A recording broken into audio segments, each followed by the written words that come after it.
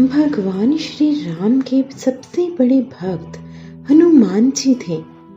यह तो आप जानते ही होंगे कि हनुमान जी ने अपना पूरा जीवन श्री राम की सेवा में बिताया और हर कदम पर उनकी रक्षा के लिए तत्पर रहे थे।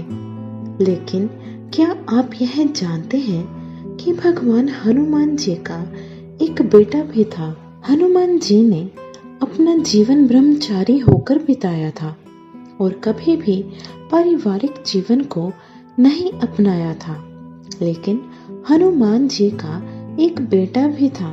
आपको बता दें कि उनके बेटे का जन्म किसी स्त्री से नहीं हुआ था, बल्कि एक मछली से उनके बेटे का जन्म हुआ था। एक पौराणिक कथा के अनुसार रावण ने जब हनुमान जी की पूंछ में आग लगाई थी, तब हनुमान जी ने अपनी पूंछ से पूरी लंका को जला दिया था। लंका जलाने के बाद हनुमान जी जब अपनी पूंछ में लगी आग को बुझाने समुद्र में उतरे, तब हनुमान जी के पसीने की एक बूंद उस समुद्र के पानी में टपकी और उस बूंद को एक मछली ने पी लिया था। उसी पसीने की बूंद से वह मछली गर्भवती हो गई और उससे एक पुत्र उत्पन्न हुआ, जिसका नाम पड़ा मकरध्वज। रामायण में जब भगवान राम से रावण युद्ध में हारने लगा, तो रावण ने पाताल लोक के स्वामी अहिरावण को श्री राम और लक्ष्मण का अपहरण करने के लिए मजबूर किया था। आपको बता दें कि अहिरावण एक मायावी राक्षस राजा था। उसने हनुमान का रूप धारण करके श्री राम और लक्ष्मण का अपहरण किया और फिर उन्हें पाताल लोक ले गया था। जब सबको इस बात का पता चला, तो भगवान राम के शिविर में हाहाकार मच गया और उनकी खोज करना सबने शुरू कर दिया। हनुमान जी फिर श्री राम और लक्ष्मण को ढूंढते हुए पाताल में जाने लगे। आपको बता दें कि जब हनुमान जी पाताल लोक पहुंचे, तो उन्होंने देखा कि वहां 7 द्वार थे और हर द्वार पर एक पहरेदार था। सभी पहरेदारों को हनुमान जी ने हरा दिया, लेकिन अंतिम द्वार पर उन्हीं के समान बलशाली एक वानर पहरा दे रहा था।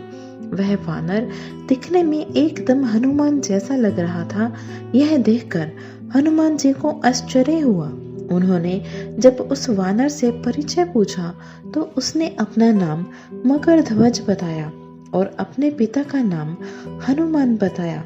मकरध्वज के मुंह से पिता के रूप में अपना नाम सुनकर हनुमान जी बहुत क्रोधित हो गए और बोले कि यह असंभव है, क्योंकि मैं आजीवन ब्रह्मचारी रहा हूँ। फिर मकरध्वज ने बताया कि जब हनुमान जी लंका जलाकर समुद्र में आग बुझाने के लिए कूदे थे, तब उनके शरीर का तापमान बहुत ज्यादा था।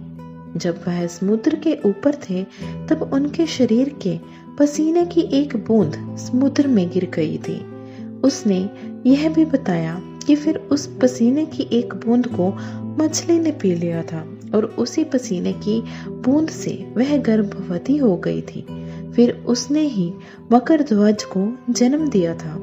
ऐसा माना जाता है कि वह मछली पूर्व जन्म में कोई थी, लेकिन श्राप के कारण वह मछली बन गई थी। बाद में उसी मछली को अहिरावण उसके मछुआरे ने पकड़ लिया और मार दिया था। आपको बता दें कि अहिरावण एक मायावी राक्षस राजा था। कुछ समय बाद वह अप्सरा श्राप से मुक्त हो गई। यह सब सुनकर हनुमान जी ने मकरध्वज को अपने गले से लगा लिया, लेकिन अपने पिता के रूप में हनुमान जी को पहचानने के बाद भी मकरध्वज ने हनुमान जी को अंदर जाने नहीं दिया। इससे हनुमान जी प्रसन्न भी हुए थे।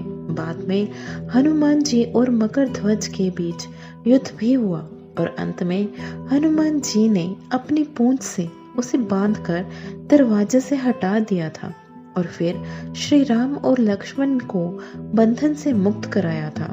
बाद में भगवान श्री राम ने ही मकर ध्वज को ही पाताल का नया राजा घोषित किया था।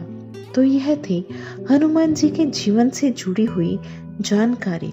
अगर आपको ये कहानी पसंद आई हो तो मेरी इस वीडियो को लाइक और चैनल को सब्सक्राइब करना ना भूलें। धन्यवाद।